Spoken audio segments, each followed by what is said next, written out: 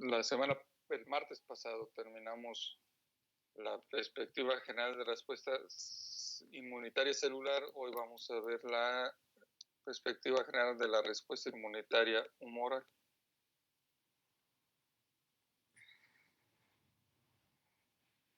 Entonces, ¿qué es lo que ocurre con los linfocitos B activados? Bueno, pues estos se van a convertir en células plasmáticas.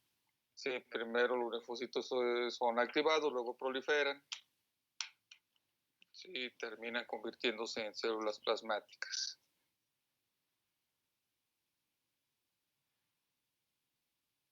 Que recuerda que, digamos, los linfocitos B forman la célula, digamos, de instancia en la respuesta humoral, que es la que produce anticuerpos. Entonces, la activación del linfocito B se da a través de dos vías. Una vía de activación independiente del linfocito T colaborador TCD4 positivo, en donde va a haber entrecruzamiento de varios receptores de linfocitos B. Esto quiere decir que un antígeno va a unirse al mismo tiempo a varios receptores localizados en la superficie del linfocito B, ¿sí? Porque generalmente los antígenos tienen epítopos o sitios específicos de unión para las inmunoglobulinas, en este caso idéntico de un antígeno que puede ser un polisacárido o un lípido. Este entrecruzamiento o esta activación, ahorita vamos a ver un ejemplo de esto. Sí, o mejor dicho, esto se ve en la respuesta de hipersensibilidad tipo 1. Sí, es el inicio de una señal a nivel, a nivel intracelular. Estamos de acuerdo, o sea, un mecanismo de traducción de señales que hace que se active, ¿sí?, el linfocito B. ¿Sí? Y existe una forma de activación que es dependiente del linfocito CD4.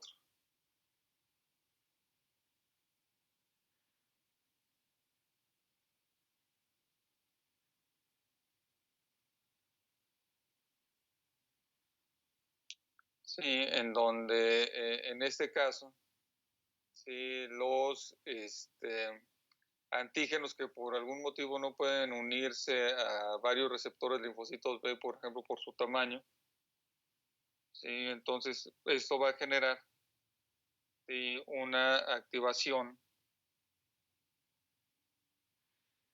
inducida de los linfocitos CD4, de los linfocitos y a los linfocitos B. Inclusive hay un linfocito CD4 denominado linfocito T colaborador folicular, que son linfocitos CD4 que ya están residentes en los folículos, en los órganos linfoides periféricos. Y pues le van a mostrar, le van a activar, mejor dicho, al linfocito B el antígeno, y pues va a quedar activado.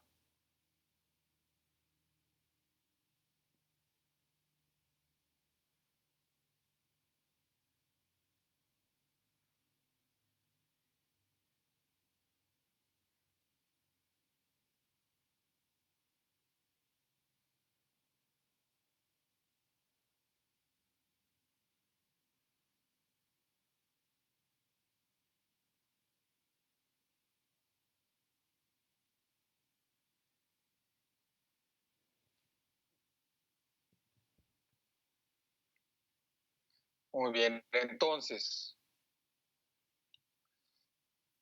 la célula plasmática, ya el linfocito B diferenciado partido de célula, va a secretar anticuerpos, y estos anticuerpos son análogamente específicos, sí, respecto a las inmunoglobulinas de membrana del linfocito B, o sea, tienen la misma especificidad. O sea, la especificidad, por lo tanto, lo que se adquiere cuando el receptor de membrana, que es una inmunoglobulina D o M, ¿sí?, del linfocito B, si se transfiere genéticamente hacia la inmunoglobulina que se va a secretar. Entonces también los anticuerpos, al igual que los receptores, se unen o reconocen antígenos específicos. Generalmente es un antígeno.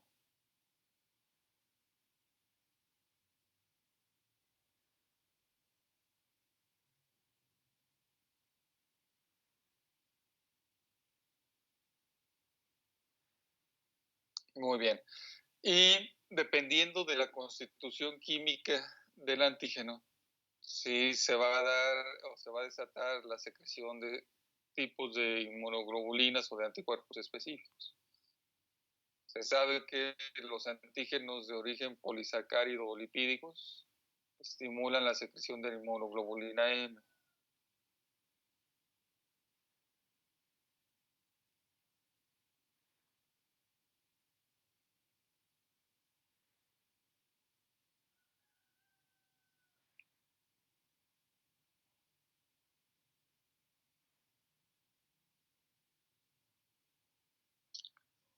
Los antígenos proteínicos estimulan la secreción de inmunoglobulina G, inmunoglobulina A o inmunoglobulina E. Acuérdense que la inmunoglobulina D es un receptor, por eso no la ponemos en esos contextos de secreción de inmunoglobulina, porque es un receptor, es una inmunoglobulina de membrana, la D.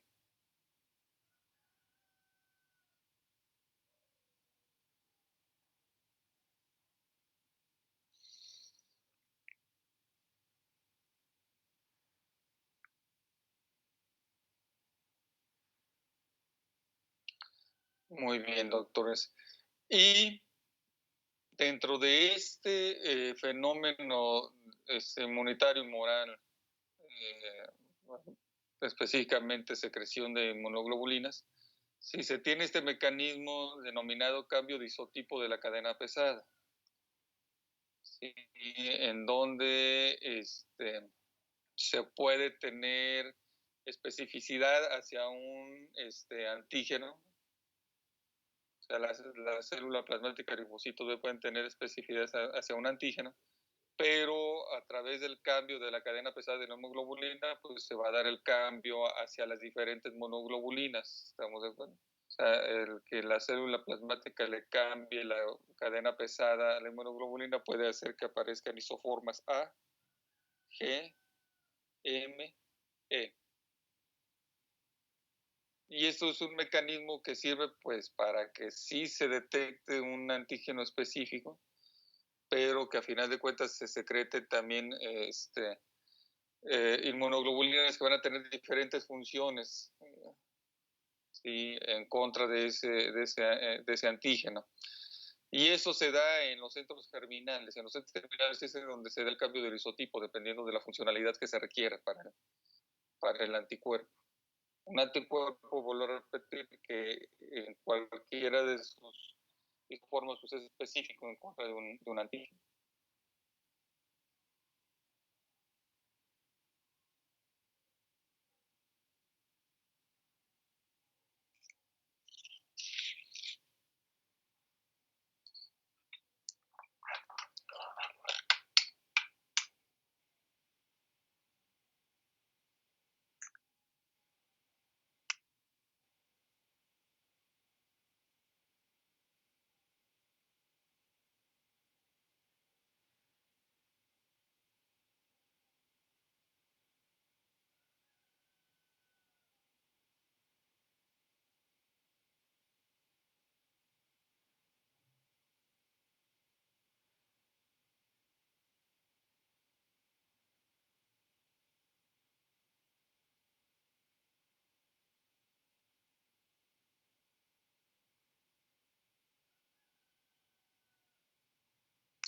En el que habíamos visto, que se trabó un poquitín la presentación, en donde sí se estimula tanto CD4 como los linfocitos colaboradores foliculares y estimulan la producción de anticuerpos por parte del linfocito de la célula plasmática, pero anticuerpos que tienen o van a tener una afinidad más marcada por el antígeno. ¿Estamos de acuerdo? Entonces, la respuesta de los anticuerpos se mejora, o la respuesta humoral en general se mejora, se hace de mejor calidad. Y esto también se da en los centros germinales, esta maduración de la afinidad. Acuérdense que los centros germinales es en donde están los linfocitos, estos linfocitos B, centros germinales de los órganos linfoides periféricos.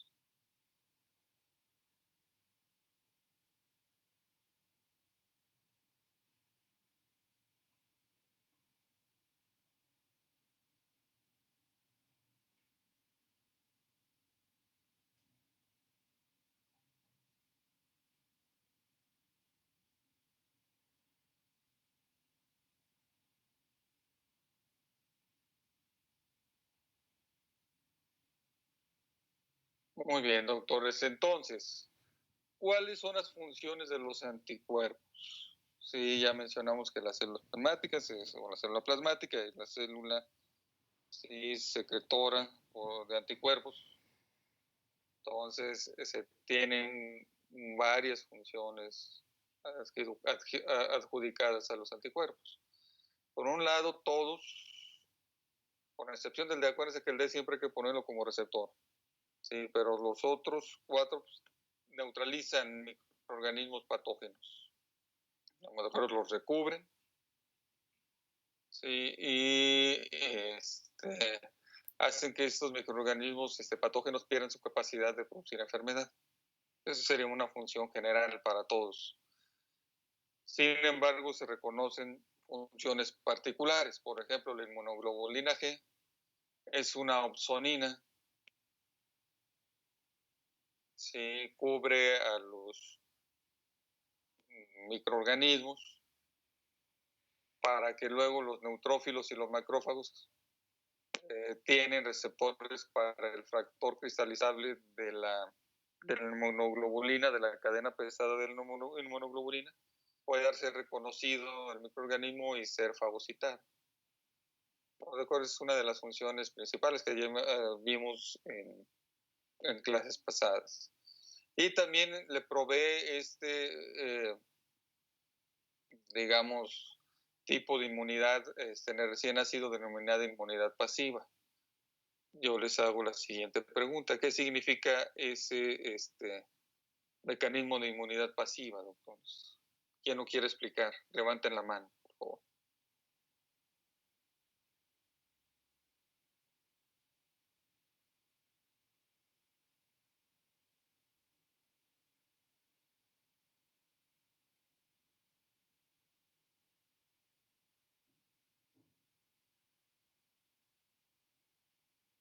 Doctor Emilio Hernández, adelante, por favor.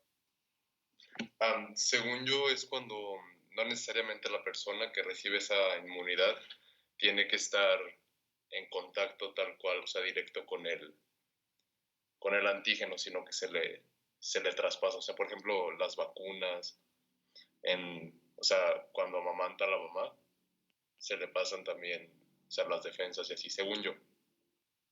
A ver, ¿quién opina o lo contrario, o algo diferente al doctor Emilio Hernández?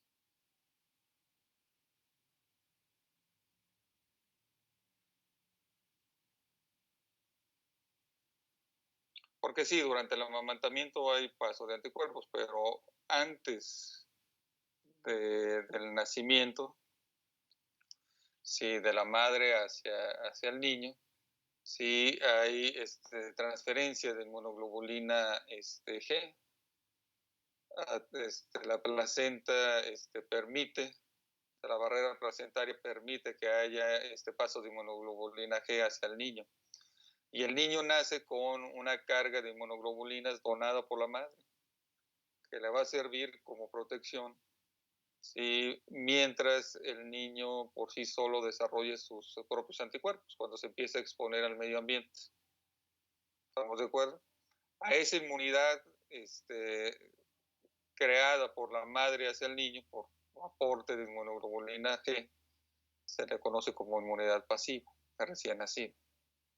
Es ahí en donde inicia la inmunidad pasiva, luego viene la lactancia y sobre todo, ¿no? Para la transferencia de cierta carga en inmunoglobulina G, pero después de esto, de acuerdo de la inmunidad pasiva, el niño ya al estar expuesto al medio ambiente, pues él va a desarrollar sus propios anticuerpos.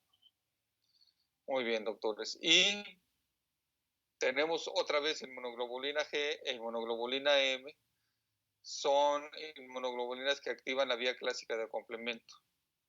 Sobre todo fracciones, o van a inducir la formación de fracciones de complemento, ¿sí? Que sirven para la fagocitosis y la lisis microbiana. ¿Sí? Hablamos de fagocitosis, opsoninas, ¿estamos de acuerdo? Sí, o sea, ahí acuérdense que hay fracciones del complemento que son opsoninas y el MAC que te perfora la membrana de la pared de algunas bacterias, sobre todo de pared delgada. Y tenemos la inmunoglobulina, que esta, digamos, se secreta en las mucosas y neutraliza microbios patógenos que entran en contacto con las mucosas. La inmunoglobulina Ga es, por ejemplo, la que se secreta en la saliva o en los fluidos mucosos en general.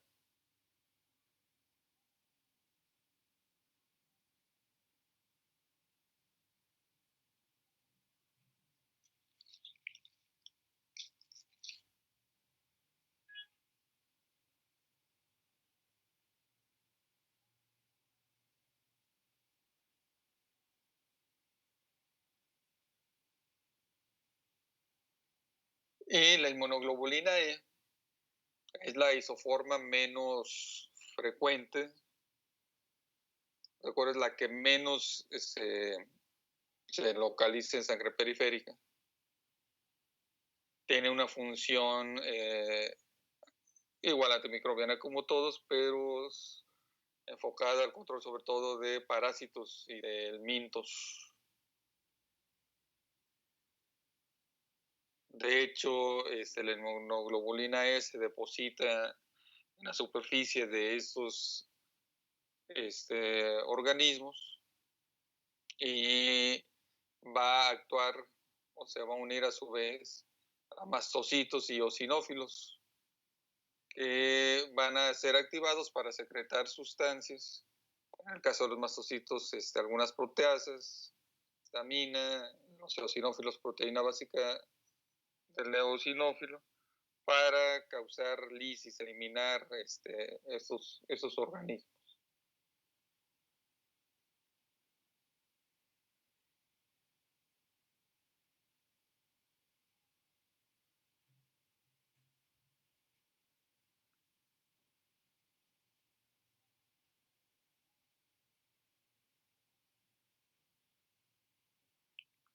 Muy bien. ¿Y qué es lo que va a ocurrir para que se terminen, se detengan las respuestas inmunitarias?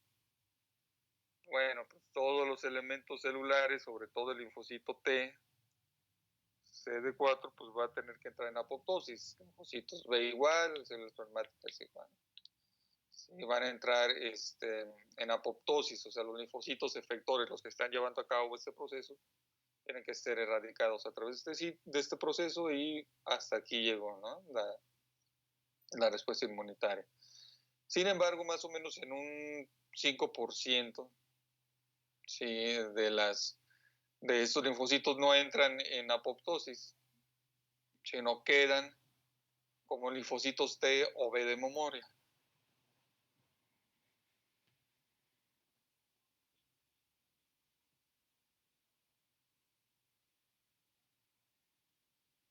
A ver, mejor vamos a hacer esta pregunta. ¿Qué características tienen estos linfocitos T de memoria, doctores? Pueden participar, no importa que se empalmen las voces. Participar sin levantar la mano. Pueden durar muchos años después de que la infección se presente. Así es, doctor. Bueno, puede sobrevivir durante años, como menciona su compañera, ¿sí? Son linfocitos que no son, digamos, tan susceptibles a los mecanismos de apoptosis y quedan ahí durante meses, durante años. Y son más numerosos que los linfocitos vírgenes. Acuérdense que los linfocitos vírgenes están metidos en los órganos linfoides, esperando ser estimulados por un antígeno para activarse. Estamos de acuerdo, pero digamos, uno pensaría que los linfocitos vírgenes tendrían que ser más numerosos que cualquier otro tipo de linfocito porque se necesitan que estén atentos, sea la expectativa de ser estimulados, pero no, los más numerosos son los linfocitos de T o B de memoria, ¿sí? Son más específicos y responden más rápido ante el antígeno. ¿Estamos de acuerdo? O sea, cuando el antígeno se vuelve a introducir en el huésped, ¿sí? Estos van a tener una mayor especificidad de su función y van a responder más rápido que un linfocito T virgen, porque al final de cuentas el linfocito T virgen tiene que pasar por todo un proceso de reconocimiento y activación del antígeno. Y estos no, o sea, estos ya saben del antígeno, estamos de acuerdo, en cuanto lo detectan se activan muy rápido. Y esto, a final de cuentas, es el objetivo de las vacunas, el generar estas poblaciones de linfocitos de memoria. Estamos de acuerdo, sobre todo linfocitos TCD4 de memoria, para que la respuesta en contra de los patógenos a los cuales se está vacunando sea más eficaz y la aparición de signos y síntomas de la enfermedad, por lo tanto, sea menor. Y las complicaciones asociadas con una enfermedad infecciosa sea también menor, porque se está generando una población de linfocitos más efectiva para el control del microorganismo causante de enfermedad.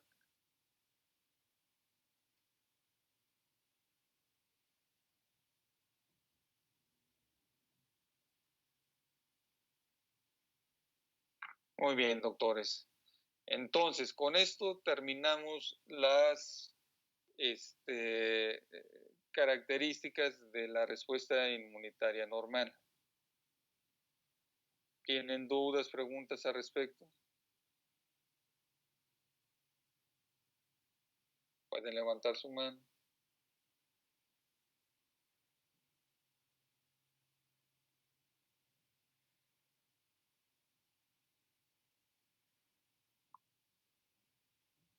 Nada, perfecto, doctores. Entonces vamos a continuar.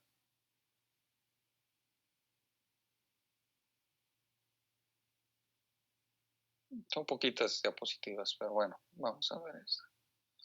Entonces, las respuestas de hipersensibilidad es una forma de lesión celular mediada por el sistema inmunitario. O sea, la hipersensibilidad comparte los mismos mecanismos inmunitarios que normalmente se tienen para el control, por ejemplo, de un microorganismo. Sí, o sea, son mecanismos que ya vimos en la inflamación, son mecanismos que ya vimos en la respuesta inmunitaria normal. Sin embargo, y bueno, ustedes podrían decir, ok, también, por ejemplo, en la inflamación hay daño celular. Sí, hay daño celular, pero es secundario. Un objetivo principal que es el control de un agente causante de lesión celular. Se controla el agente causante de lesión celular, pues hay lesión tisular secundaria, pero en este caso sí lo podemos mencionar así, ¿no? El efecto primario de la hipersensibilidad es el daño tisular, ¿sí? No el control de un antígeno como tal o de un microorganismo como tal.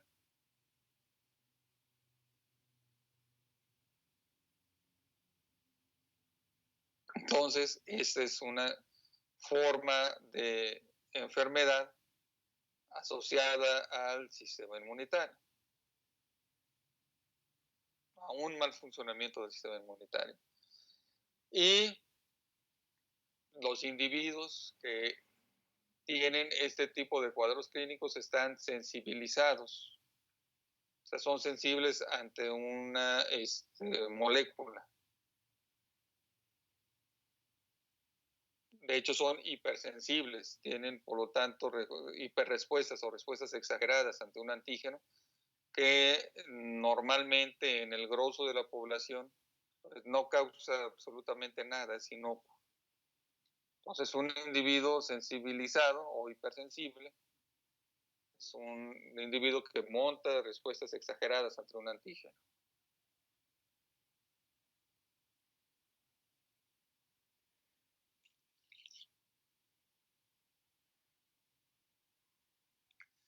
Ya mencionamos, ¿no? Pueden ser antígenos que son inocuos, por ejemplo, el polen.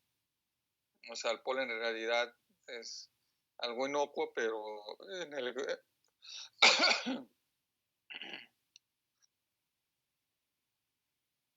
perdón, doctores, en el general de la población, pero en algunas personas pues es algo que causa alergias, por ejemplo, ¿no?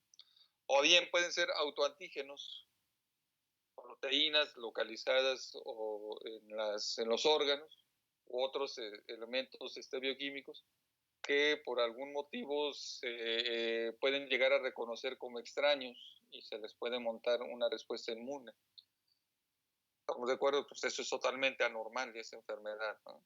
Porque sí hay, de hecho, cualquier proteína o estructura bioquímica en el huésped se puede comportar como un antígeno, pero no el hecho de que se comporten como antígenos, que sean detectados como antígenos, se les tiene que montar una respuesta inmunitaria. Para eso hay mecanismos, un mecanismo que vamos a ver después que se llama tolerancia inmunitaria, en donde la tolerancia inmunitaria lleva a los linfocitos sí a reconocer muchos antígenos, pero no responder en contra de los propios del huésped. Y cuando se rompe esa tolerancia inmunitaria, pues eso es base de las enfermedades autoinmunes. Y existen 4 tipos de reacciones de hipersensibilidad, cada una con sus características propias. Vamos a iniciar entonces con la respuesta de hipersensibilidad inmediata o tipo 1.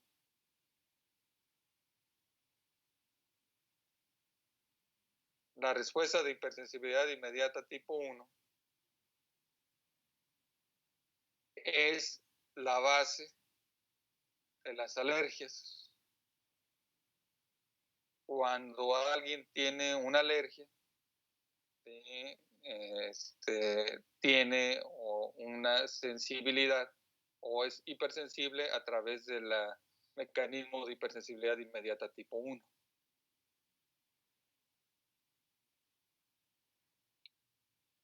¿Cómo inicia la hipersensibilidad inmediata tipo 1? Bueno, lo primerito que tiene que ocurrir es que por primera vez en la vida del huésped, del paciente, de la persona que es alérgica, por primera vez, ¿sí?, entre un alérgeno. ¿Qué es un alérgeno? Pues es un antígeno inductor de alergias. ¿Estamos de acuerdo? Pues son antígenos, como los hemos mencionado con anterioridad, pero son antígenos que específicamente desatan respuestas de hipersensibilidad inmediata o de tipo 1. Entonces, por primera vez en la vida del individuo entró este alérgeno. Ya sea por inhalación, que es, digamos, el ejemplo que nos pone en el esquema que maneja el libro, ¿sí? Alérgenos que entran a través de la vía respiratoria. Puede ser un alérgeno que se adquiera por ingestión, porque se comió, o porque fue inyectado, como por ejemplo el veneno de la abeja, después de una picadura de una abeja.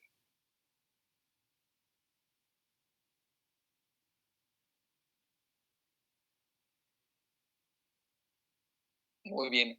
Después,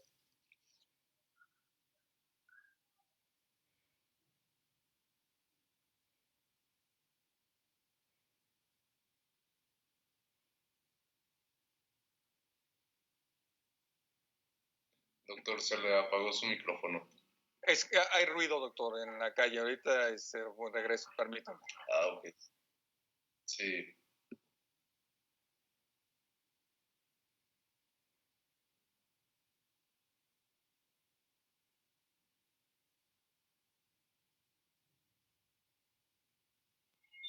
Creo que ya se fue.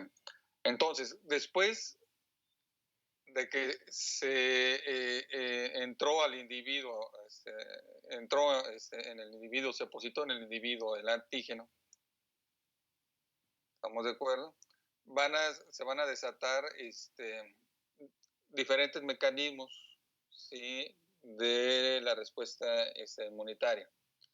Una respuesta inmunitaria que va a tener una gravedad, una severidad, ¿estamos de acuerdo?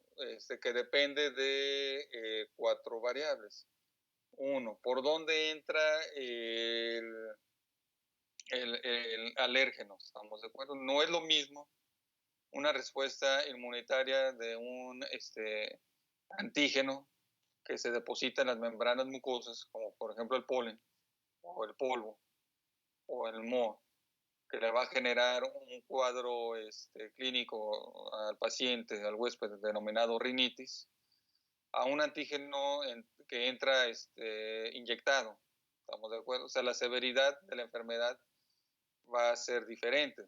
En el espectro de severidad, por ejemplo, un polen depositado en una membrana mucosa respiratoria te va a causar un cuadro, la expresión mínima, no estoy queriendo decir que la alergia, por ejemplo, al polen, la rinitis alérgica al polen sea algo minúsculo, ¿no? Pues muy molesto, es muy, muy molesto. Quien tenga esto sabe lo molesto que puede ser, ¿no?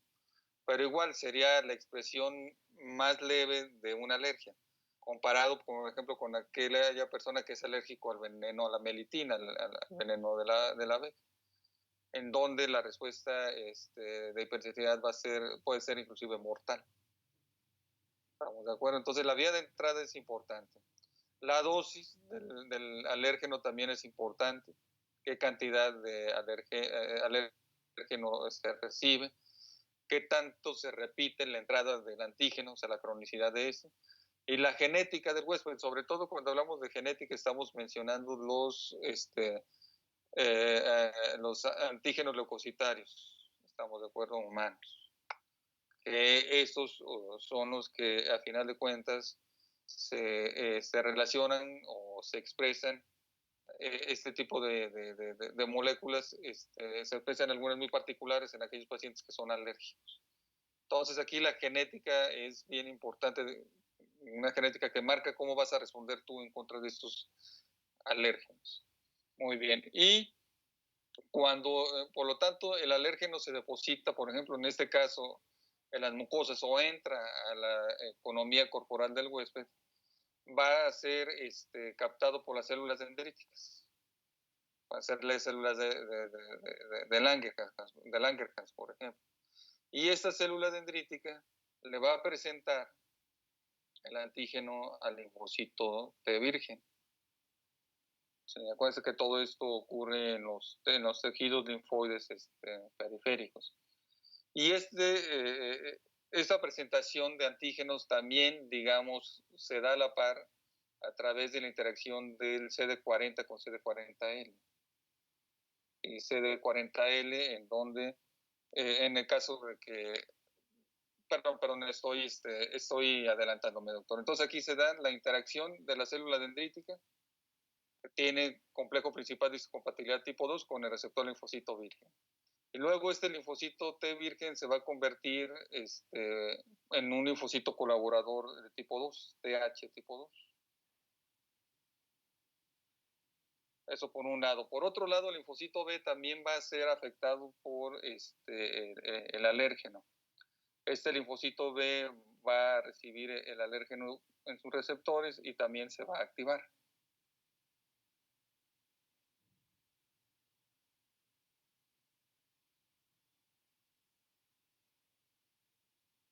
¿Estamos de acuerdo? Ahora bien, bueno, creo que me adelanté, no sé si alcanzaron a exponer, a apuntar, pero ahí está. ¿Estamos de acuerdo? Entonces, este linfocito TH2 se va a activar, ya lo mencionamos, y este linfocito TH2 va a secretar mediadores químicos que son importantes, como por ejemplo para la función del linfocito B y para la atracción de otras células importantes en la hipersensibilidad inmediata, tipo 1. Entonces, el linfocito TH2, ¿sí?, ya diferenciado, va a secretar interleucina 4. Esa interleucina 4 es importante para que el linfocito B, pues sí, precisamente el linfocito B adquiera o experimente el denominado cambio de isotipo. O sea, ¿qué quiere decir esto? Para que el linfocito B sí cambie el isotipo hacia inmunoglobulina E, cambia la cadena pesada de las inmunoglobulinas que va a secretar, y precisamente para que se convierta en una célula plasmática que va a secretar inmunoglobulina E.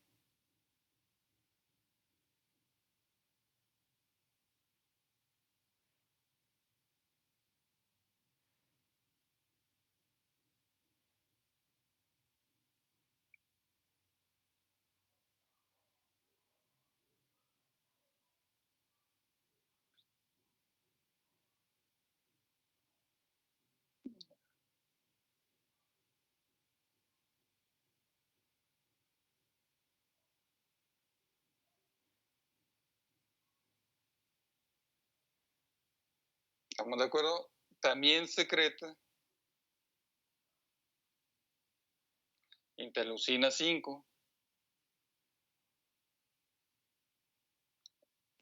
En los sitios, y eso lo vamos a ver después, de hipersensibilidad inmediata, generalmente también hay, o se presentan los eosinófilos, porque hay producción de eotaxina por parte del linfocito TH2.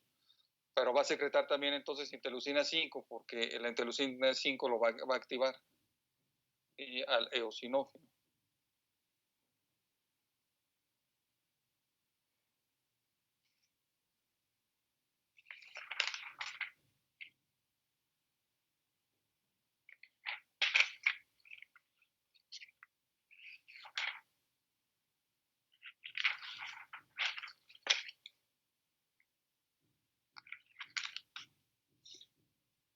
Permítanme.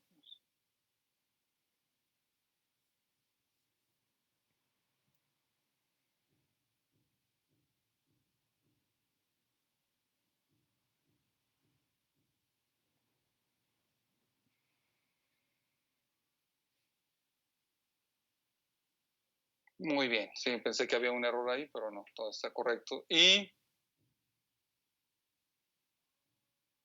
la interleucina 13, que es, digamos, estimuladora del moco o de secreción de moco por parte de las células epiteliales.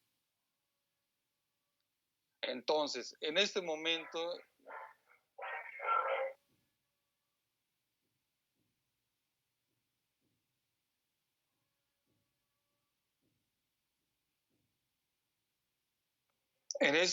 ya tenemos linfocitos TH2 y células plasmáticas secretoras de inmunoglobulina E. ¿Qué es lo que sigue en este proceso de hipersensibilidad inmediata tipo 1? Pues la sensibilización del mastocito. ¿Qué significa esto de sensibilización del mastocito, doctores? ¿Quién quiere levantar la mano para participar?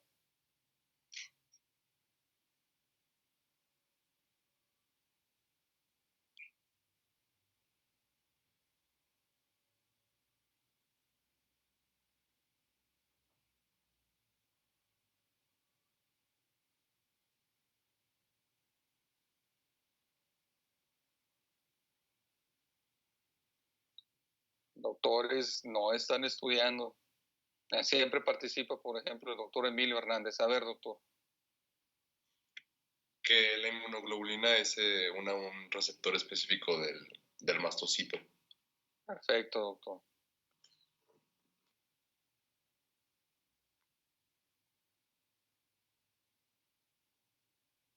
Entonces, les menciono, les vuelvo a recalcar lo que acabo de mencionar, siempre participan los mismos, ¿estamos de acuerdo? Yo estoy seguro, no lo voy a hacer. Estamos de acuerdo que si selecciono a alguien ahorita al azar, me van a decir que no saben o que no estudian. ¿Estamos de acuerdo, doctores? Entonces, pónganse a estudiar, por favor. En el examen, en el primer parcial les fue muy bien, en el segundo les fue más o menos conmigo. ¿Estamos de acuerdo? Tal vez la calificación que tuvieron con el doctor salvó un poco mi calificación, pero viene el final. El final viene un poco, digamos, más complejo, ¿estamos de acuerdo? Entonces, si ustedes no se ponen a estudiar, doctores, pues no sé qué vaya a pasar.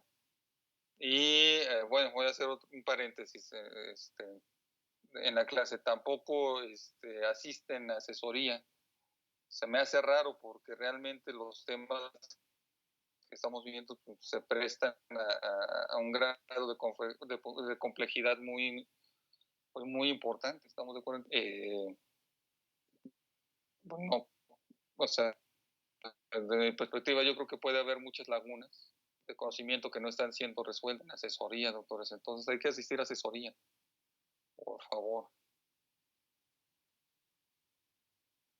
Muy bien, entonces, ya para terminar, la sensibilización del mastocito consiste precisamente en que los mastocitos son altamente afines para unirse a la cadena pesada épsilon de la inmunoglobulina E.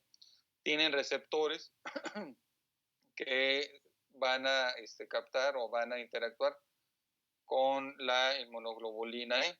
Este receptor es el receptor de factor de cristalizable épsilon, ¿sí? O FC épsilon RI. Es el receptor que tiene el mastocito. Entonces, inclusive ante concentraciones muy bajas de inmunoglobulina E, porque digamos es la menos común, estamos de acuerdo, la que se presenta en concentraciones muy bajas en sangre periférica, aún así ellos están constantemente tapizados de inmunoglobulina E, porque estos receptores tienen tanta afinidad contra la inmunoglobulina E que suele depositarse en grandes cantidades en ellos. Y cuando un mastocito queda cubierto por esta inmunoglobulina E, que ya está siendo secretada específica para el antígeno alérgeno que se entró en el huésped por primera vez, se va a considerar que el mastocito está sensibilizado. Es un mastocito que está listo para responder ante un estímulo antigénico de la misma naturaleza que se hizo por primera vez o que se tuvo por primera vez. ¿Estamos de acuerdo? ¿Quién tiene también estos receptores? Los eosinófilos, ¿sí? Que son también súper importantes para este fenómeno de hipertiroidismo inmediata tipo 1. Muy bien, doctores, con eso terminamos. ¿Dudas, preguntas al respecto?